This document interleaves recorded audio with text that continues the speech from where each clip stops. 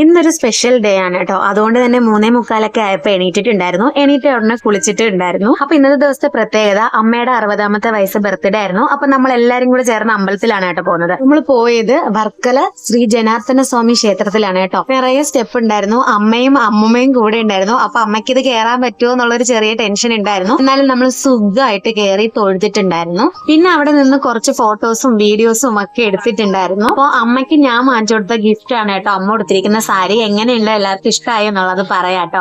തൊഴുത് തിരിച്ചിറങ്ങിയതിന് ശേഷം താഴെയും 2 അമ്പലങ്ങളുണ്ട് കേട്ടോ. അപ്പൊ അവിടെയും കൂടെ കയറി തൊഴുതിട്ടുണ്ടായിരുന്നു.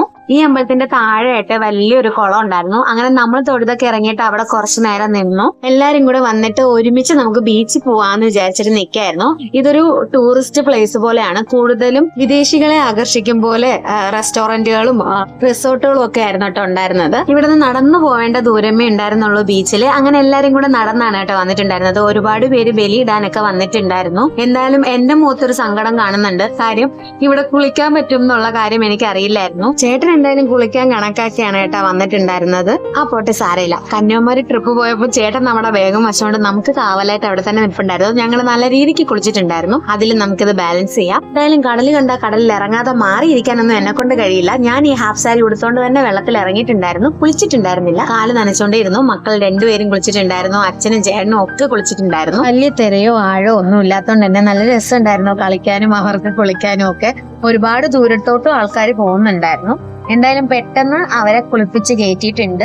പിന്നെ കുളിച്ചു കഴിഞ്ഞിട്ട് ഇവിടെ വേറൊരു സ്ഥലത്ത് പൈപ്പ് പോലെ വച്ചിട്ടുണ്ട് കേട്ടോ. അവിടെ നിന്ന് നമുക്ക് വീണ്ടും കുളിച്ചിട്ട് ഡ്രസ്സ് ചേഞ്ച് ചെയ്യാം കേട്ടോ.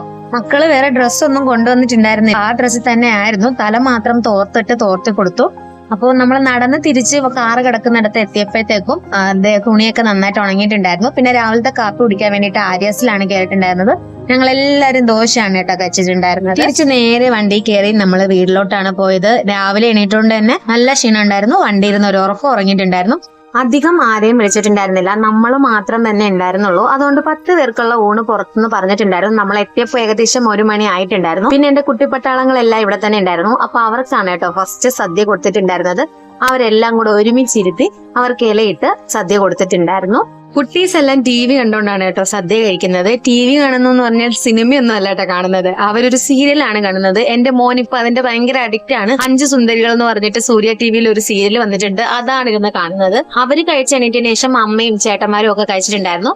ഒരു 5:30യോടെ ഒരു ചെറിയ കേക്ക് വാങ്ങിച്ചിട്ടുണ്ടായിരുന്നു. അതും കൂടെ കട്ട് ചെയ്യാന്ന് വിചാരിച്ചു. അമ്മയെ തള്ളി ഉന്തിയാണ് കേട്ടോ സാരി ഉടുപ്പിച്ചത്. പിന്നെ തലയിൽ പൂവൊക്കെ വെച്ചു കൊടുത്തു. വീഡിയോ എടുക്കേണ്ടതെന്നാണ് കേട്ടോ പറഞ്ഞുകൊണ്ടിരിക്കുന്നത്. പിന്നെ ഞാൻ അമ്മ കാണാതെ 2 വീഡിയോ ഒക്കെ എടുത്തിട്ടുണ്ടായിരുന്നു. ശരിക്കും നമ്മള് മെഴുകുതിരി വാങ്ങിക്കാൻ മറന്നുപോയി. അപ്പൊ മോന്റെ ഐഡിയ ആയിരുന്നു കേട്ടോ ഇങ്ങനെ തീപ്പെട്ടി ഉരച്ചു വെച്ച് അച്ചാമ്മയെ കൊണ്ട് ഊതി അണപ്പിച്ചിട്ട് കേക്ക് മുറിച്ചത്. അവർ 2 പേരും കൂടെ തന്നെയാണ് കേട്ടോ അച്ചാമ്മയെ കൊണ്ട് കേക്ക് മുറിപ്പിച്ചത്. അച്ഛന്റെ 60 വയസ്സ് നല്ല ഗ്രാൻഡ് ആയിട്ടാണ് കേട്ടോ ആഘോഷിച്ചത്. അമ്മയ്ക്കാണെങ്കിൽ അങ്ങനെ ആഘോഷിക്കുന്നതിൽ വലിയ താല്പര്യമൊന്നും ഉണ്ടായിരുന്നില്ല. അമ്മയ്ക്ക് ഒരു അമ്പലത്തിൽ പോയാൽ മാത്രം മതി എന്നാണ് കേട്ടോ പറഞ്ഞിട്ടുണ്ടായിരുന്നത്. ആ ആഗ്രഹം സാധിച്ചു കൊടുത്തിട്ടുണ്ട്. അപ്പൊ അമ്മ ഭയങ്കര ഹാപ്പി ആയിരുന്നു.